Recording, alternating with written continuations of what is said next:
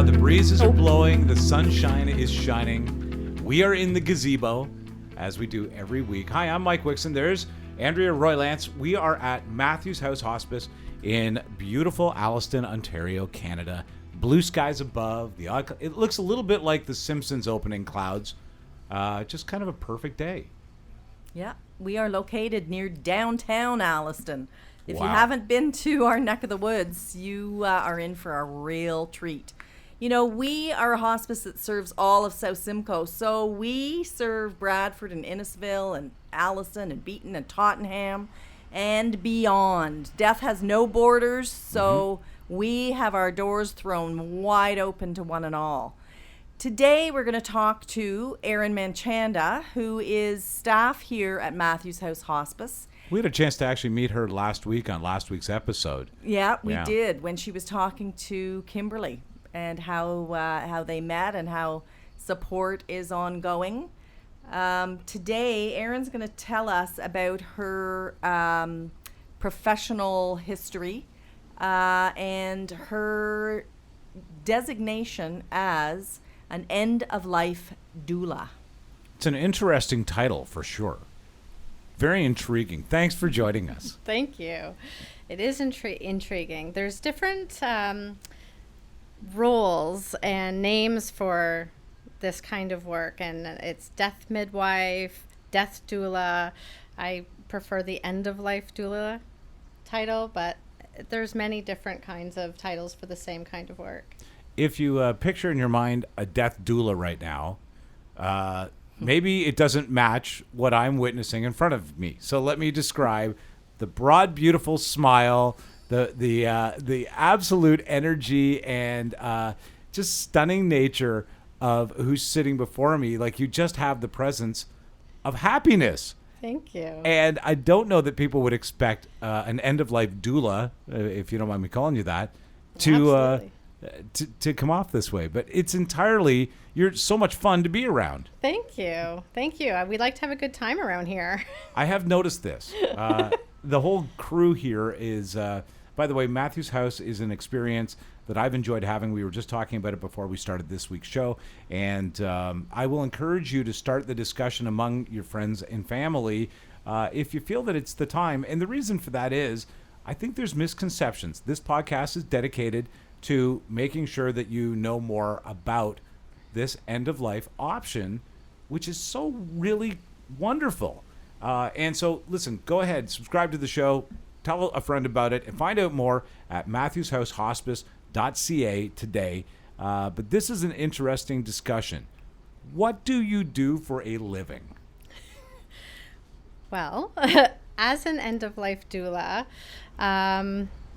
here at Matthews House, I serve clients in the residence and in the community and their families, and companion them. So walking with them side by side. It's not necessarily a clinicianal role, but walking with them side by side, companioning them and supporting them emotionally, mentally, and spiritually as they maneuver and allow their death and dying to unfold. This is an unusual calling in life. How did you is. find yourself there? Well, I think that like most people's experiences and their drive in life, it comes from past experiences that maybe didn't go so well. So a significant passing in my life created a big impact. And upon reflection after my grief process, I realized that I felt that death could be done differently than my experience as a loved one watching somebody die. So I really started to dig in and do the research and look at what options were available for me to be able to serve families and individuals who are dying, who need that kind of mental and emotional support, as well as the families who are often scared, overwhelmed, care needs increase at the time of death or even with palliative diagnosis, and really just be able to support them. And so I went to Chicago and did my training with INALDA, which is the International End of Life Doula Association, and then I got my certification. through doing my work through Matthews House. Oh, so this is really where you began your journey of this this career The path. End of Life Doula, yeah. Wow, Yeah. fantastic. Well, I'm also a spiritualist minister. I'm a licensed Ontario minister. So I had done pastoral care in hospitals as well, and obviously weddings and funerals. So it's always been a big part of my life. And Eryn, how, when you introduce yourself as an end-of-life doula, Yep. what's the reaction? Usually a lot of confusion. And I have to say, it has taken, it has taken people really a while to kind of warm up. So to be honest, it's not one of the things that I will come out and say first. I kind of allow the relationship to build a little bit, and then I will share with them what that role looks like, because the opportunities that arise from that role can definitely transform the way that the families and the individual experience dying and death. That makes perfect sense, because once you start the discussion, as we know. Yes. Yeah. Yeah. Yeah. And you work with the dying person as well as the family members. Absolutely. It is Yes. dying as a family experience. Right. It's not just for the dying. And I mean, a lot of people, the family members, they stand around the dying person and they think, oh, we're losing that person. And that's one person, but that one person is losing all of their family and all those relationships and connections. So it's really about perspective taking and really embarking on meaning and we're hardwired for life review, and we're hardwired for reviewing our experiences. And when we get a palliative diagnosis, that is something that our brain will do automatically. We will want to do that review of our life. And with an end-of-life doula, we are trained to extract meaning from those life reviews and be able to facilitate those conversations with the family, with the person, so that maybe we can do some legacy work. We can facilitate forgiveness through relationships. We can explore unfinished business, and it really allows an opportunity to cross all those T's and dot all those I's and allow for people to live fully at the end of their life. I'm going to be honest with you. If you told me that you were a death doula in a conversation, my reaction would be, oh, thank goodness you don't sell life insurance. That's a boring conversation. Yeah. But this is a fascinating job, and it's a calling in life that really you have to have the heart for.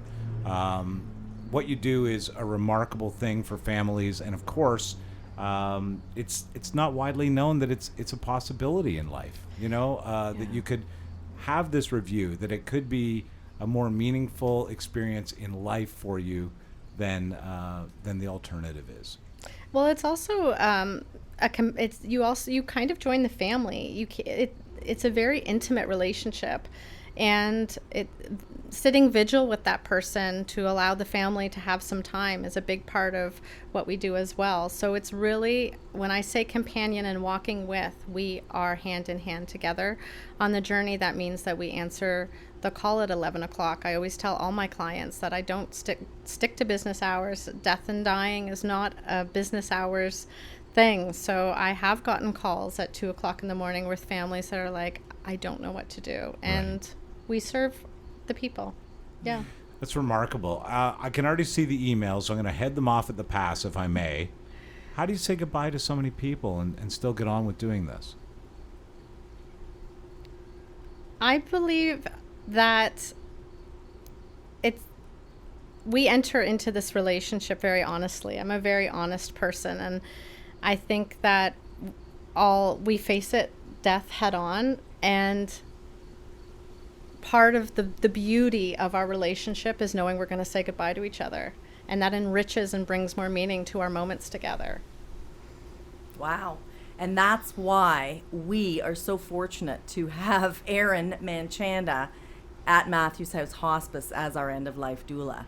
As much as you help families through everything, Eryn, you help Matthews House Hospice reach the heart and soul of anyone that passes through.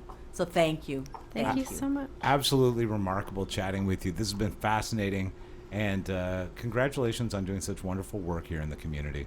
Thank you so much. All right, look, we're going to wrap it up for today, but we will be back next week with another episode of The Gazebo.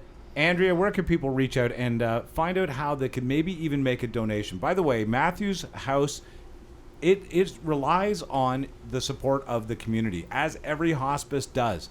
Please be a part of this community in your lifetime. You won't regret it. It's an amazing network of people that care about each other, and to be donating to that is an incredible thing. How do people do that? Well, you can join the party at matthewshousehospice.ca. You're the best. We'll catch you next week, Andrea. Bye, Mike.